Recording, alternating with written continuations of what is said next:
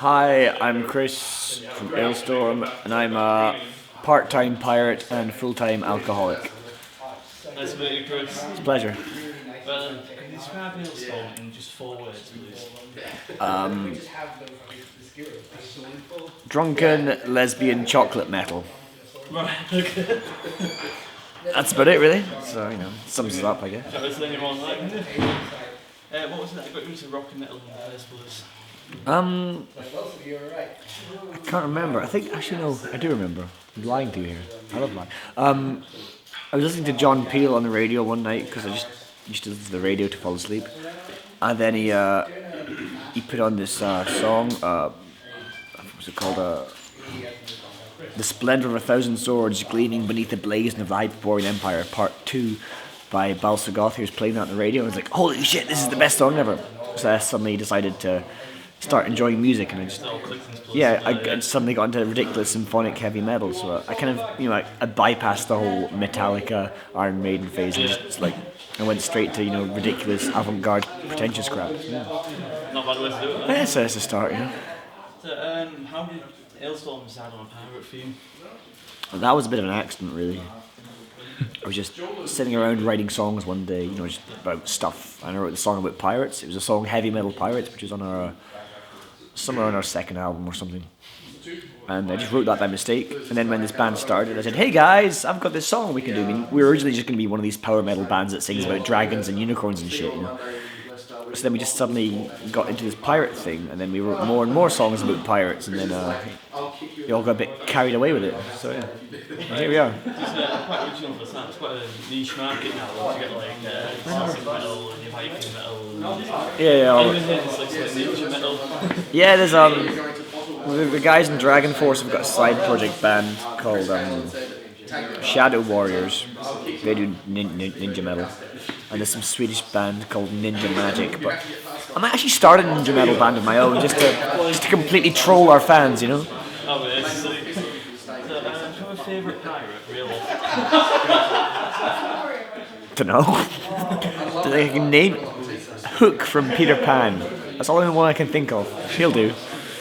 What's the reality being in the band when you grow up constantly? Too much alcohol. I mean, it becomes completely commonplace to start your day with a measure of whiskey this high and then about that much coke. And then you get off tour, and then you go out for a drink, and then you pour yourself a drink, and everyone goes, what the hell are you doing? Because you get desensitized to gigantic piles of alcohol. And then you forget how to be a normal person, and then you become all sad and disillusioned by the time you're 26. And yeah, it's terrible. Don't do it. How do you say the music scene has changed from when you started the band? I don't know. When we started this band, the whole kind of folk metal thing was starting to kick off into the mainstream, in the UK. I think it's died down a bit since. I mean, it is, let's face it, it's a bit of a fad, this whole bands dressing up and pretending to worship Odin. I mean, that shit can't last very long. But yeah, it's healthy. There's a lot of bands. It's become a lot easier for bands to, get their stuff out there. The whole internet is great. And powerful computers are cheap, so any old cunt can record an album, So it's going well. It's healthy. There's lots of promise and lots of good new bands coming up. Including my as yet unexistent ninja band. He's storming the stage in 2013 or something. That's the one.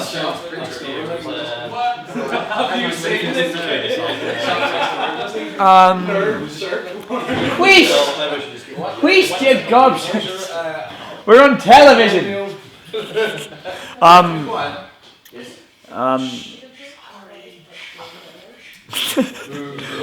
No, we just played more songs about pirates. I think we got a bit more stupid this time round. We used to try and pretend to be almost serious. I don't know why. It didn't work, so we just embraced the retarded side of music and just started making 2-second songs and songs about Buckfast and Chuckle Brothers and pretending it's about pirates. So it's stupidity, basically. So you say you're getting used to the mechanics of writing and recording? Yeah, it's all become very normal now. Do I sound disillusioned? I hope I don't sound disillusioned. Yeah, it's just great fun. I just churn out an album in 5 minutes, you know. I just don't want to. So, do you find it easy to keep the whole pirate theme fresh after 3 hours? Yeah, like I say, we just come up with nonsense. Like, I mean, we don't feel confined that every song should be about, you know, digging for treasure in the 17th century or that shit. You know, we can sing about traveling through time and raping pirate Vikings, or I think we're gonna go into the future in our next album, and space pirates with laser cannons and things. You know, there's a world of shit you can do. Do you have any favourite sound bands? No, they're all terrible. Actually, who's good? God, there's so many good bands. You put me on the spot. I like this band from London who we're playing with. Well, they're not from London. They're from England somewhere. It's a big place. Called Sorcerer's Spell. They're playing with us in London, and they're good. They kind of they sound like a bit like Symphony X when they were cool, and yeah, they're fun. You should listen to them. Well, we'll go and check it out. Awesome. So this may be a silly question from the alcohol side, but what's the best way of conquering pre-gig nerves? I find alcohol's the worst way. Actually, this doesn't help at all. You just have to get over it, really. I mean, we did our first gig in 2008. It was in Northampton in February. We were supporting Churasas. It was our first ever gig. It was on a huge tour, which was kind of a bit nerve-wracking. Like, we never did the unsigned band thing. We just suddenly got signed from the start because I think someone at the record label saw dollar signs in their eyes when they heard pirate metal. So we literally came on stage and we were shaking like this, like, "Hi, we're Alestorm." But then you get over it after 4 or 5 shows. I mean, like, we've played in front of 13,000 people, whatever. It's just like, yeah, whatever. It doesn't matter. It's another gig, you know. Do you have a favourite song and a least favourite song to play? Favourite song to play right now, I think it's Midget Saw from a new album. It's one we've just started playing on this tour. I mean, we didn't really play it before, and I think it's just because it's so fresh right now and it's kind of a bit stupid. It's one of our most stupid songs, and they're always fun to play. And it's really, I wouldn't say it's easy. It's kind of, you know, it's the right level of difficulty to enjoy playing it without worrying about fucking up. Because some of our songs, you know, they're quite difficult and, you know, complicated, and some of them are really just so simple, like 2 or 3 notes repeated. But this one's got the good balance of, you know, party. So what's been the highlight of your career so far? I think it might have been last month. We played the 70,000 Tons of Metal Festival on a boat in the Caribbean, which is kind of cool. You know, I'm sure you can imagine it's kind of cool to do that. Yeah, I'd love to do that again. I think it's probably the best festival in the entire world. I mean, the best thing any band could ever do is just play there. So I recommend it if you can afford it. I mean, it's fucking expensive. You know, like £1,000 just to get to Miami, then another 1,000 for the ticket. It's expensive. And yeah, we'll see. It should be. I think it's going to keep going. It's a good festival. So yeah, it's great. Lola. We've had some really fucking grim tours before. You know, we've been stuck. We've been stuck on the wrong tours, losing money every night in the middle of winter, freezing our tits off, supporting bands who hate us. You know, like we did that in 2009 with a Gravedigger in Europe, and it was like 15 shows in East Germany, and like communist shithole, and that really makes you think, why the hell am I doing this? You know. What are your ambitions for the band? What? What are your ambitions? Ambitions? I don't know.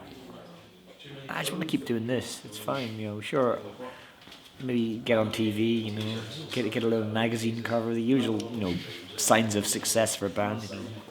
But to be honest, we'd make do with just doing this. You know. I mean, our fans like us. We like our fans. We have a nice time. So. The shows are always packed these days, so if it could stay like this, I'd be happy. You know? Because there's going to be that inevitable moment eventually, you know, where we reach our peak, and from there on, it's downhill all the way, and that's going to get really depressing. Knowing that, God, the last gig we played, there was far more people. Fuck. And you get all the elitists saying, "Oh, it's not as good as the first album." Oh, they say that all the time. We don't care. Our first album sucked, and if you don't believe that, you're a retard. But yeah, it's going to go downhill, and that's going to get depressing. Do you have any advice for new bands that start? Be original. basically, in any aspect, like have interesting music or even dress up like a retard. Basically have a gimmick. I hate saying it, but basically have a gimmick. It's because no one's gonna notice you if you we play kind of a heavy groove thrash metal or something. There's 3 billion bands that do that, and they all suck. And if you want to be a sucky band that no one likes, go ahead, be my guest, do that. But you'll never get anywhere.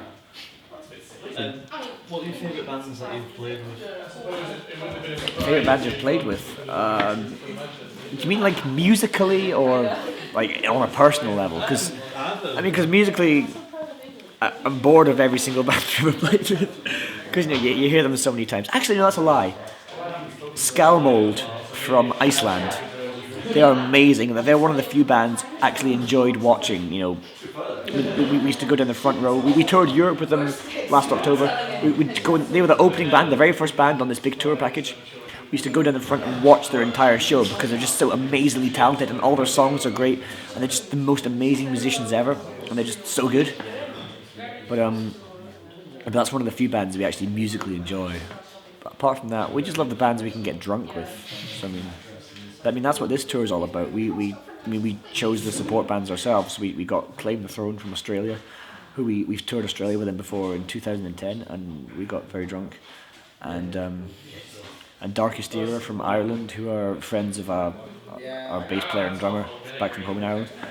And they're here, so these are the kind of bands we like touring with, ones you can just get drunk with. That's what it's all about. Right, this is our last question from us. We've got a few fan questions. So theoretically you die, what 3 albums do you sit 700? Or what the pirate equivalent is?